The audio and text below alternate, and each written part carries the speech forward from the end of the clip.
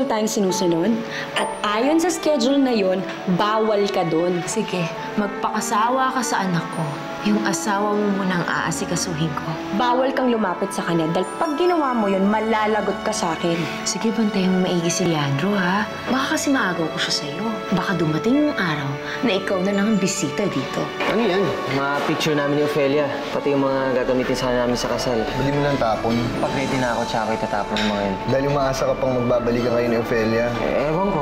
Basta ang alam ko, hindi pa ako handang itapon yung mga yun. Asan na nga pala yung pinadala ko sa'yo? Eto, yung pangpatulog. Kapag napuno ako sa kanila, gagamitan ko na sila para makasama ko ang buong araw sila. Dapat pala magluluto kami ni Nanay Ophelia ngayon. Baka hinahanap na niya ako. Hindi. Lara anak, hindi kayo nahanap ni Ophelia. Busy daw siya. Kaya tayo na lang daw yung maglaro. Kulang pa yata yung sampal ko sa kapalan ng mukha mo. Sa susunod kasi dapat sumusunod ka sa pinag-usapan. Ako ang ina ni Lara. Hindi ko kailangan magpaalam o sumingit. Sa susunod na gawin mo yun, mababawasan ng oras mo kasama si Lara. Masyado naman akong bihado sa inyong dalawa. Sabi ko na nga, be. Ophelia, ikaw ang dahilan kung bakit ang tagal namin nakatulog. Nilagyan mo ng papatulog yung juice namin, no? Mandaraya ka. Sorry ka, minsan kasi gamitan mo din ng utak yung ginagawa mo. Tus ka talaga. Wala! Sige! Bessie! Alam mo, ikaw hindi kita pakasulan eh! Mami Janet! Mami Bessie! Nanay Ophelia? Nagkaaway po ba kayo? Bakit kami mag-aaway? Eh, di ba?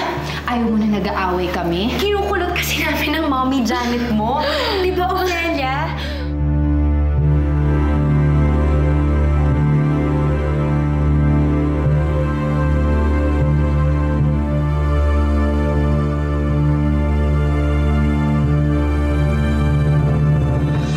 Oscar, pre. Pakilabas mo na si Lara. Ikaw na munang bahala sa kanya. Lara.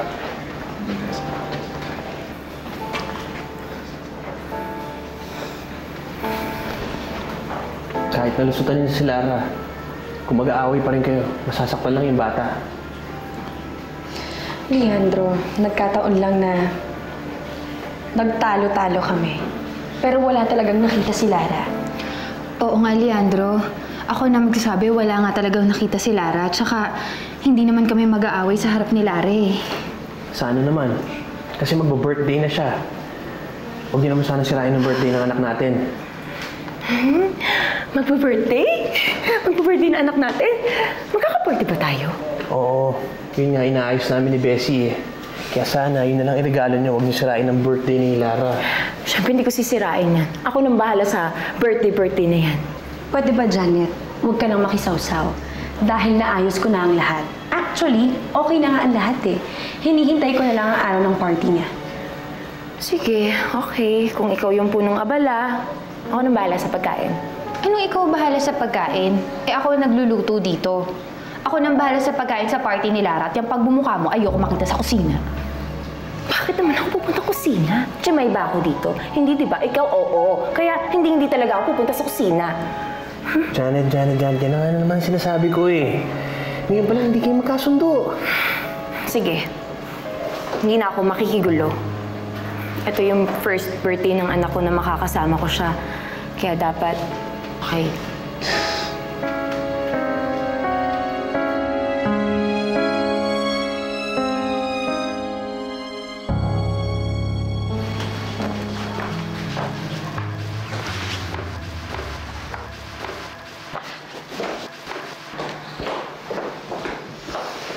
Ito ang susuotin ng anak ko. Red. Kulay ng birthday. Of course not. Matagal ko na itong pinagawa sa Amerika at ito ang susuotin niya sa party niya. Oh, teka naman. Eh, may ginawa rin akong gown para kay Larry. Ako mismo nagtahi nito dahil alam ko mag-birthday na siya. Sa totoo lang, ang papangit ng mga gowns niyo eh.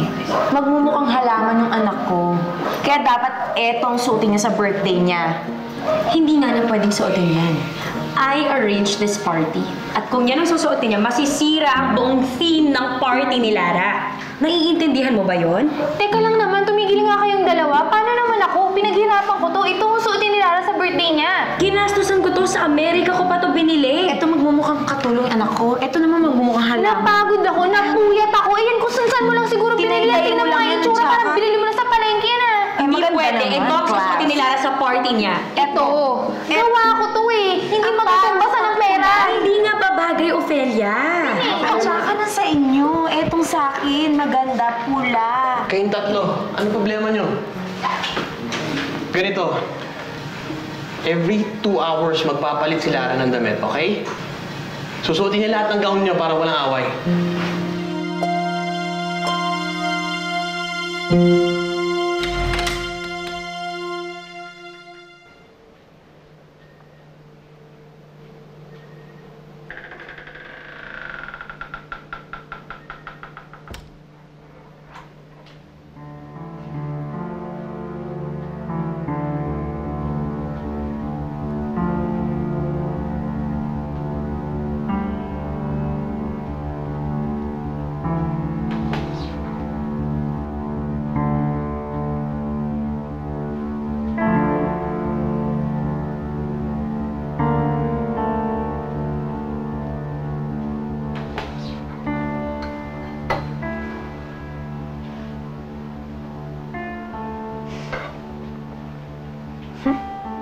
Papangit ang mga gowns na to.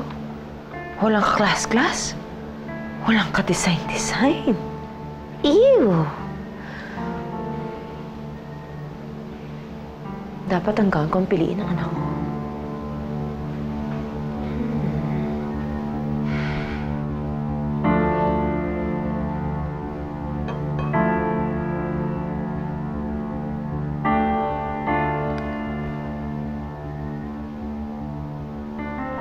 Etong bagay sa'yo. Dahil mukha kang damo na masarap putulin.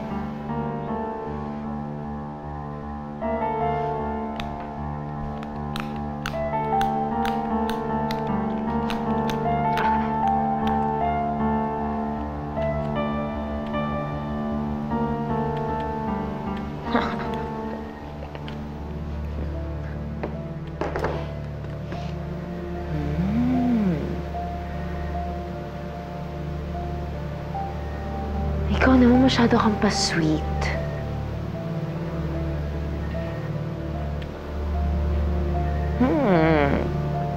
Kaya ang bagay sa'yo, buhusan ng juice.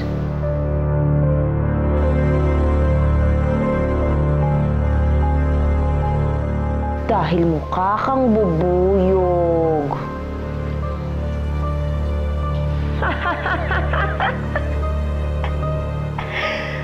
Ayan, lalanggamin ka na talaga.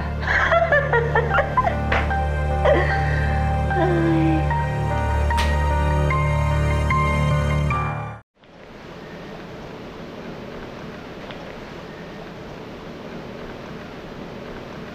Ang ganda po, Nay.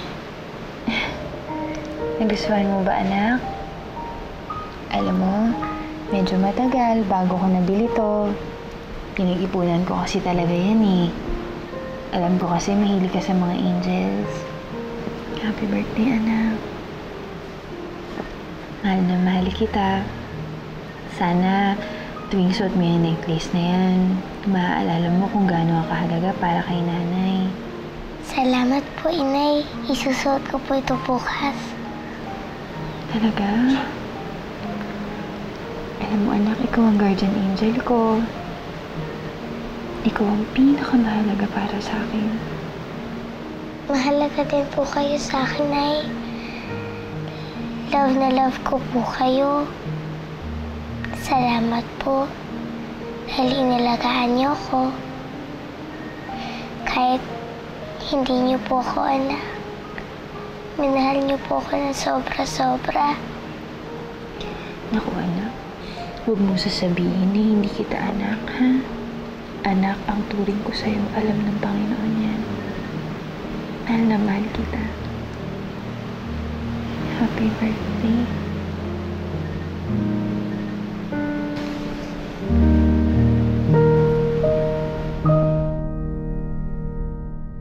Anak, para kay Lara. Maganda yan. Yung balot. Nanay, talaga. Salamat. Sigurado ako magugustuhan to ni Lara. Aba, syempre naman. Pero ang ganda ng party, ha? Halatang si Bessie nag-ayos ng lahat.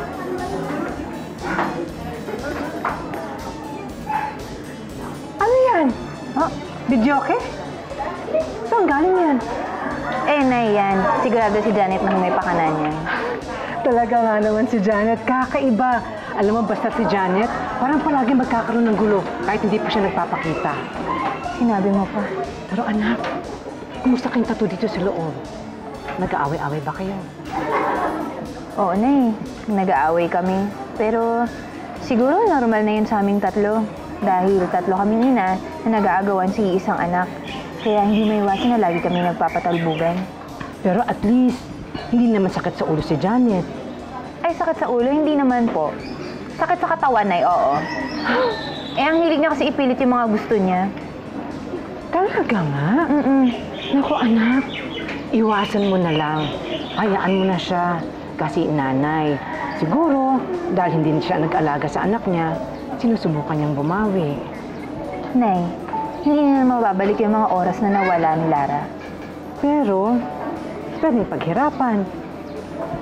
Parang ako sa'yo. Parang tayong dalawa. Hindi ka nga lumaki sa akin, pero ako pa rin ang nanay mo. Kaya kapag nagigipit ka, sa akin ka pa rin tumatakbo.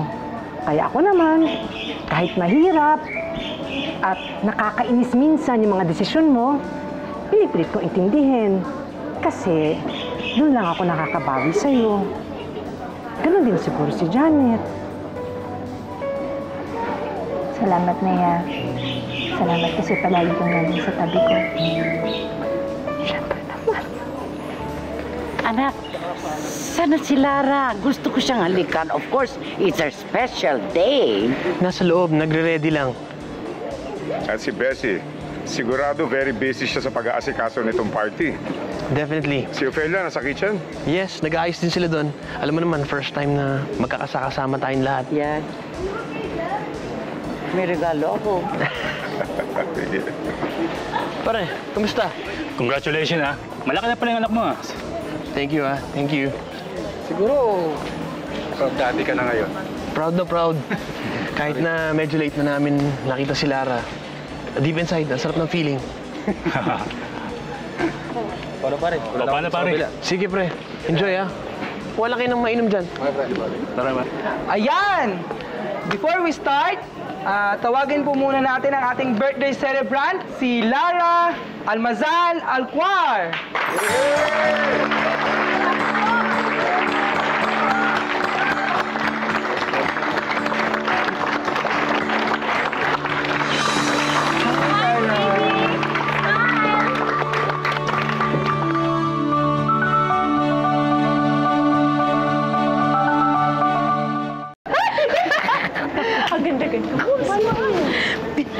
What? Bakit inusuot niyang gown? Dapat ang suot niya yung damit na binigay ko. Bakit? Marami bang gown si Lara? I assume lahat ng nanay may kanya-kanyang gustong gown. Pero mukhang naisahan ka ata ng tunay na nanay, Bessie. Oo, pero Bess, dapat huli na to, ha? Dapat hindi ka nagpapatalo sa pagiging nanay. Aling Kusing, bakit ho yung gown na yan ang pinasuot niyo kay Lara? Di ba ho dapat ang gamit po niyo yung kay Bessie? Aling gown ni Bessie ang sinasabi mo? Nung tinignan ko yung cabinet ni Lara, yan lang ang gown na nandun. Ho? Aling Lusing yung gawa ko. Yung kulay green. Wala. Kaya nga yan ang pinasuot ko sa kanya. Yan lang nag-iisang gown doon sa cabinet niya. Huh? At ngayon naman po, tawagin natin ang mga magulang ng celebrant, si Mr. and Mrs. Alquar. Woo!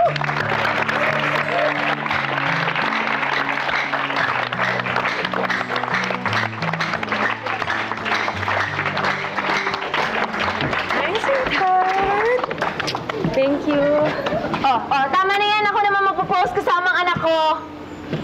Ha? Ano pong ibig mong sabihin? Well, ako ang totoong ina ni Lara. Ako si Janet Perez. Kaya dapat nandito rin ako sa stage. Di ba, anak? Ang ganda-ganda mo, anak. Manang-mana ka sa akin.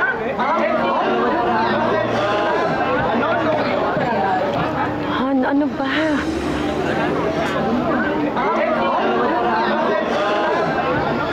ba yun? Siya nanay mo? Opo, siya po ang Mami Janet ko. Pero meron po pa ako isang mami.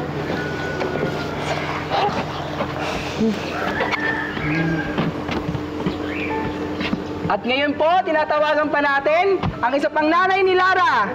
Ang swerte-swerte mo, baby. Ang dami mong mami. Si Nanay Ofelia Almazan.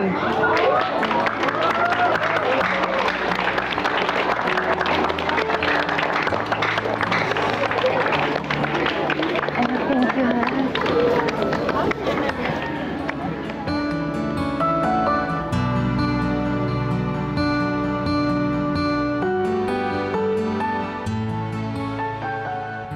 Ayos ha, ang daming nanay ni Lara. Sino naman kaya dyan yung totoong ina? Sigurado chaos to araw-araw. Okay na sana tong party mo eh. Kaya lang parang puro bisita ni Janet ang nandito. Ma, I can't do anything about Janet's visitors. Nagkasundo-sundo kami, nirespeto namin ang bisita ng bawat isa. Elaine? Elaine? Elaine, excuse me. Yes, ma'am. Pwede bang pakihinto na muna yung video kaya? Meron pa akong performer na darating eh. Mamaya na lang, ibalik na lang yan mamayang gabi pagtapos na yung program, okay? Okay po. Thank you. Ay, nako. Ang hirap-hirap na nga ng isang ina eh. 3 pa. Eh talaga magkakagulo-gulo kayo dito sa isang house. I know, Mom, exactly. Kaya hindi nga dapat ganito ang setup dito eh. Pati sa pagpapalaki kay Lara, nagkakagulo-gulo kami. Dapat talaga iisa lang ang ina at dapat ako yun.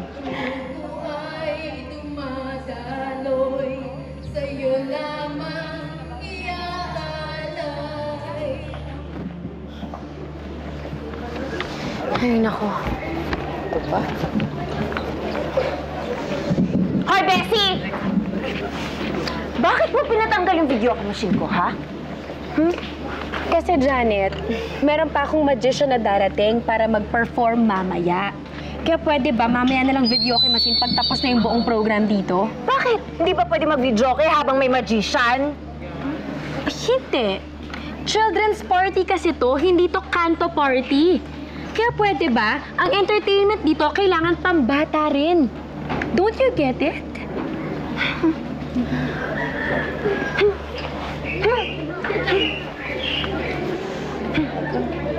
Ako ba? Kasira eh. Ibalik mo na yung video, okay? Pinapakapatay ko lang! Manang, yung pansit tsaka yung spaghetti dapat lagi magkadikit. Tapos aling lusing, yung gravy ng manok, huwag niyo pong kakalimutan, ha? Thank you. Thank you. Nako! Grabe mga bisita ni Janet, ha? Parang hindi kumakain sa bahay. Pagkalapag mo ng handa, said! Hayaan niyo, Nanay. Eh, party naman to eh. At saka si Leandro, siya naman yung talaga lahat yung gumasto. Ah! O ano yan? Oh! Naku, mga tinapay. Yan, itapon mo sa basura, baka may makakain pang iba. Opo. Ay, naku, sayang naman to. Ano ba yan? Baka, ano naman...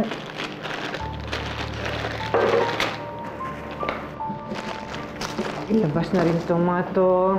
Nay? Oo. Nay, ano ang ginagawa nito dito? Ano ba yan?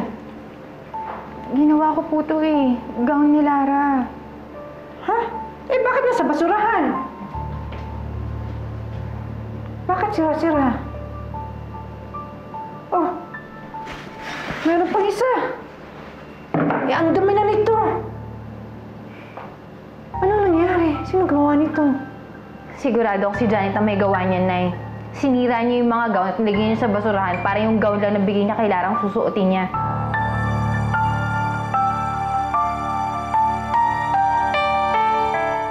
Ang ganda naman ang anak mo, Janet. Bakit sa'yo?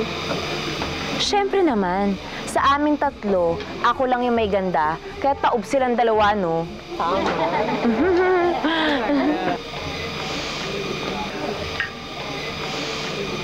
Oh, eto pa yung isang nagpapanggap na inay, ang Chimay. Janet! Janet, bakit mo sinira itong ginawa ko para kay Lara? Hindi ako nanira niyan, no? Pwede ba mamintang ka naman ng iba? Janet, sigurado ako ikaw may gawa nun. Kaya nga ang suot ni Lara ngayon yung bigay mo, di ba? Alam mo na pala eh, sinagot mo na yung tanong mo. Oh, di ba sabi ko naman sa'yo, utakan lang tayo. Sorry ka, wala ka na. Mag-serve ka nga ng beer dito para magkaroon ka ng pakinabang. Oo nga.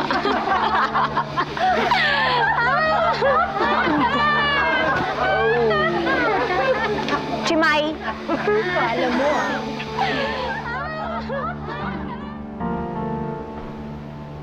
Hi, anak. May regalo si Mommy para sa'yo. Ito, anak ko. Necklace din po. Ha? Thank you po, Mami Bessie. Oh, bakit itatago mo?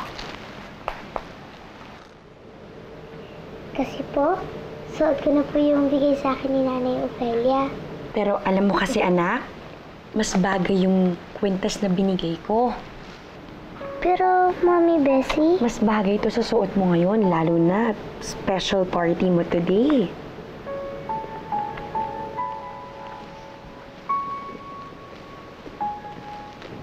O, diba? O, bagay na bagay sa'yo.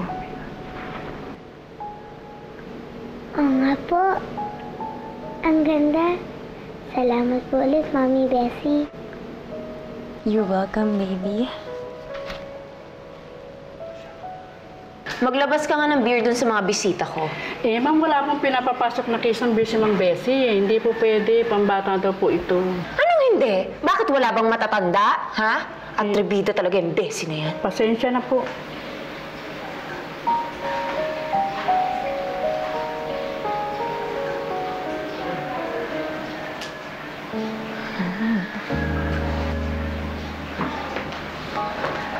Good afternoon, ma'am. Afternoon. Ay, sandali. Ikaw ba yung magpe-perform mamaya? Yes, ma'am. Ang galing mo naman. Salamat po. Excited na nga ako para mamaya para magsa sa mga bata. Pakikuha mo nga ibang mga props natin dun sa kotse. Okay, sige po. Okay. Galingan mo, ha? Genesis. Ay, yes, ma'am. Pwede bang pag umapo yung bulaklak, hindi na siya mamatay? Pero, ma'am, kasi ano eh. Kasi, ma'am, ano eh. Magkano bang kailangan mo? Eto, ha? Ayan, ayan, ha? Oh, kikilos ka na. Sige na. Kaya mo na yan. Gawin mo na paraan, ha? Sige po, ma'am.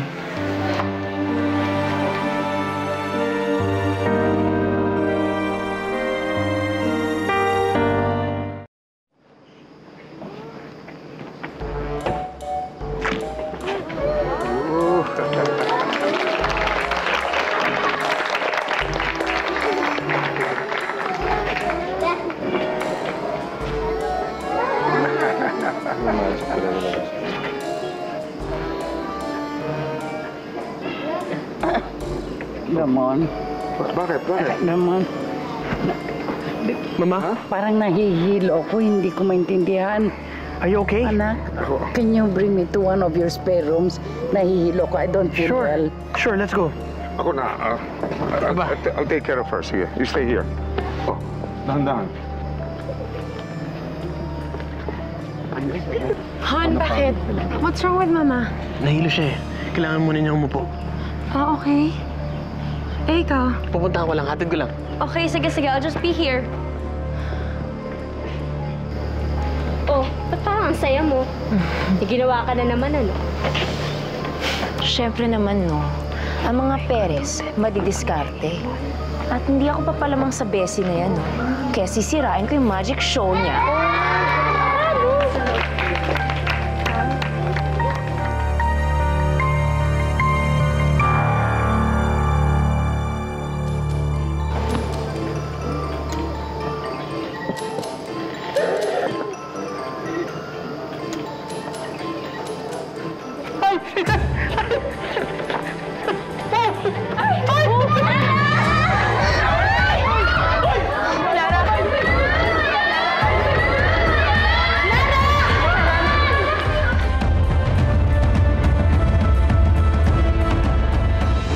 yung pati ng bata!